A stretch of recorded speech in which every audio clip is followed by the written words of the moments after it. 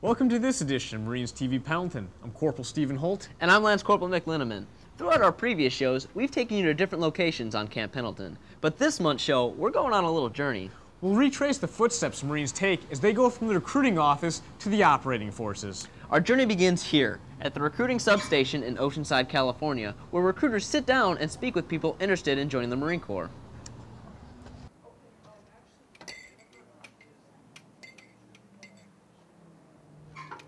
Recruiters help guide potential Marines in their first steps towards the Corps.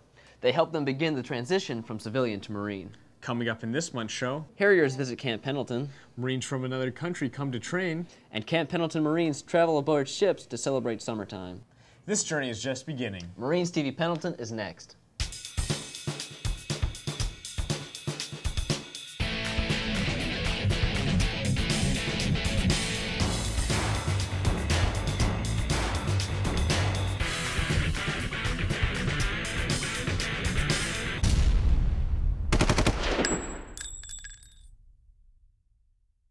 Welcome back.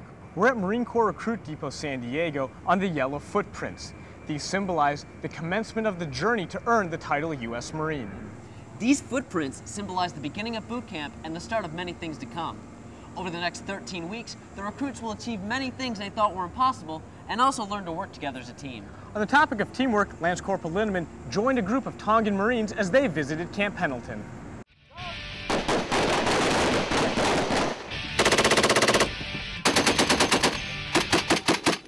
That's the sound of Marines doing what they do best, sending rounds downrange. But these aren't the same breed of Marine typically seen aboard Camp Pendleton. These Marines hail from the Kingdom of Tonga, a small island nation in the South Pacific Ocean.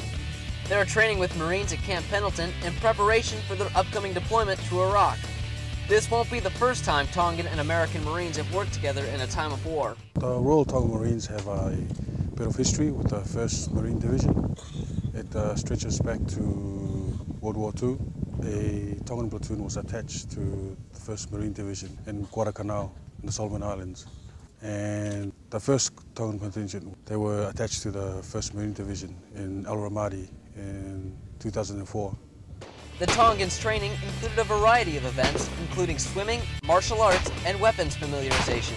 For many of them, this was their first chance to get hands-on with Marine Corps weapons. They don't really carry a lot of the weapon systems that we have. You know, you're talking about the M240 machine gun, you got the Maudus and the Mark 19. They don't have really any of those in their inventory right now.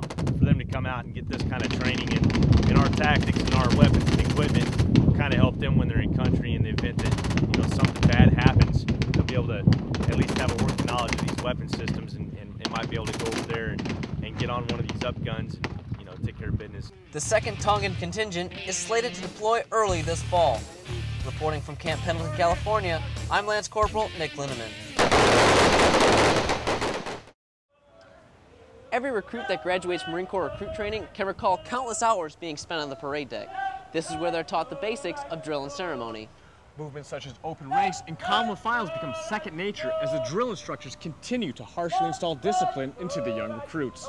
Another purpose for drill and ceremony is to demonstrate military professionalism. Recently, Seattle residents saw firsthand Marines and sailors in their best behavior as the city hosted them as guests.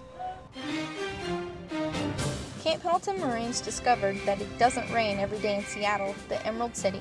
The naval ships USS Bunker Hill and USS Cleveland carried more than 120 Camp Pendleton Marines from San Diego to Seattle to participate in the Seattle Sea Fair. The festival lasts through the month of July until early August and strives to bring the community together.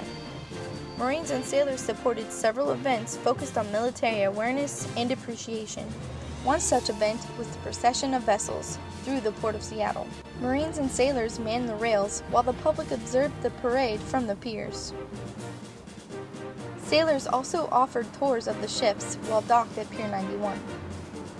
Seattle residents, retired service members, and children all boarded the vessels to view the different areas of the ships. We're allowing the general public to board the ship and see what we do on a day-to-day basis. We're allowing them to see the top sides of the ship, give them a tour of the helo hangars, the different weapon systems we have on board. We're going to take them up to the bridge and kind of see what we do. when we drive the ship and the navigations that we use. It's just a great opportunity for community to come and see what the Navy is capable of doing. Debarked from their ships, Marines and sailors attended a Seattle Mariners Boston Red Sox game. The baseball game was dedicated Military Appreciation Night, and service members wore dress uniforms. They were granted early admission into Safeco Field to watch the players warm up. Some players paused during their practice to sign baseballs and ball caps. The Seafair also provided visibility for the Navy. I know a lot of times that the news focuses on what the Marines are doing in the global war on terrorism, and maybe the Army as well. The Navy is kind of in the background, and it just allows society to see exactly what we do and what we go through day in and day out. During the tours, parade, and baseball game, the Marines and sailors showed the residents of Seattle what the armed forces are all about. When the ships departed August 6th, they concluded another successful seafair. Reporting from Seattle, Washington, I'm Private First Class Stephanie Ingersoll. I'm First Lieutenant Jensen from Marine Corps Recruit Depot, San Diego, and you're watching Marines TV Camp Pendleton. Bravo!